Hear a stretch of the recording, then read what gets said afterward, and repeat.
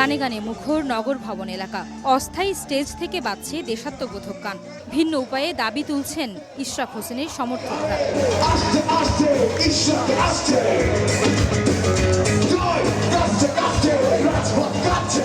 শপথ পাঠ করানোর মধ্য দিয়ে ইশরাককে দায়িত্ব বুঝিয়ে দেওয়ার দাবিতে ষষ্ঠ দিনের মতো রাজপথে তার সমর্থকরা। মঙ্গলবার সকালে নগর ভবনের সামনে অবস্থান নেন তারা। মুহুর্মুহুর করতালিতে ইশরাকের পক্ষে সমর্থন জানান কর্মী সমর্থকরা। বলছেন, দাবি মেনে না নেওয়া পর্যন্ত চলবে আন্দোলন। নগর একটা পিতা দরকার, তাই আমরা ইশরাককে নগরবাসী নগরের মেয়র হিসেবে চাচ্ছি। আদালত থেকে রায় দেওয়া হলো নির্বাচন কমিশন একটি স্বাধীন এবং সাংবিধানিক প্রতিষ্ঠান, এখান থেকে গেজেট করা হলো। এইটা নিয়ে ঘুরানোর কোনো সুযোগ নাই। কাফনের কাপড় মাথায় নিয়ে এসেছেন কেউ কেউ।